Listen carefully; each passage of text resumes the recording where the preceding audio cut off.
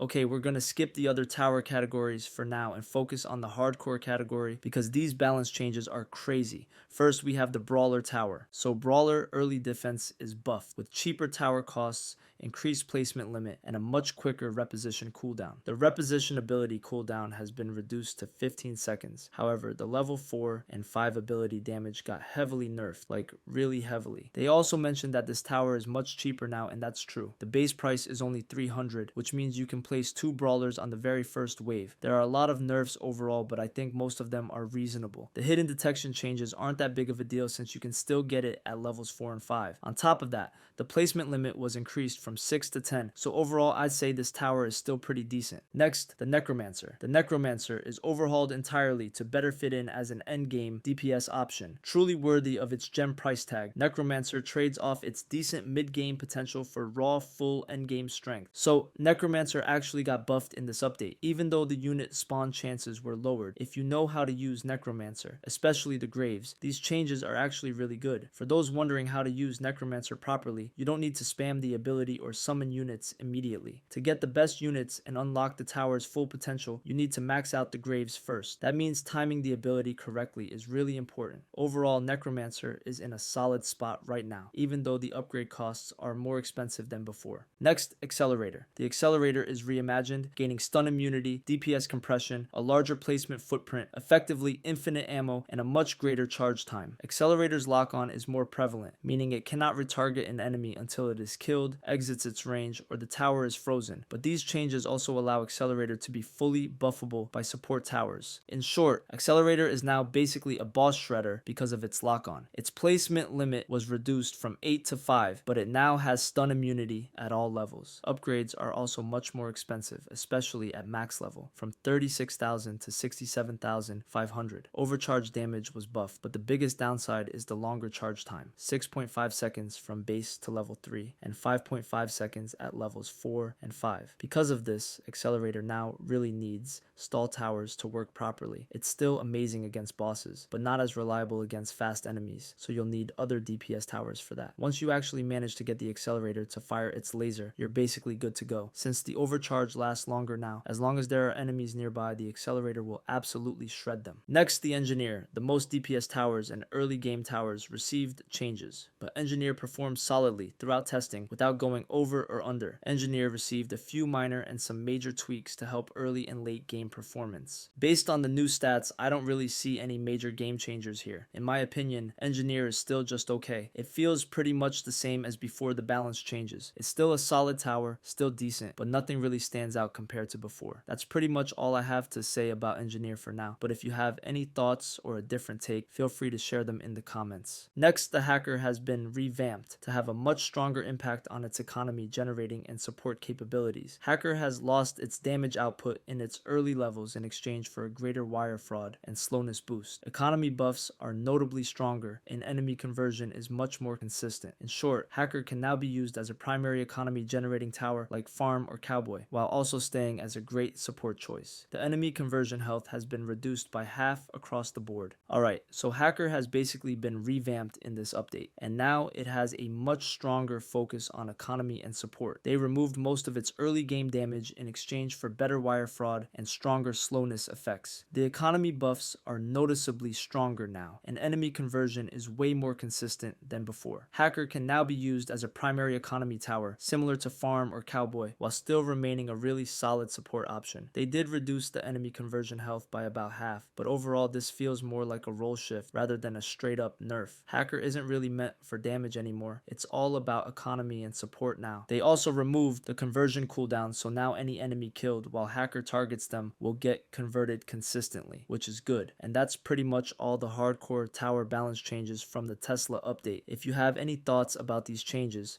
feel free to drop them in the comments, and please don't forget to subscribe.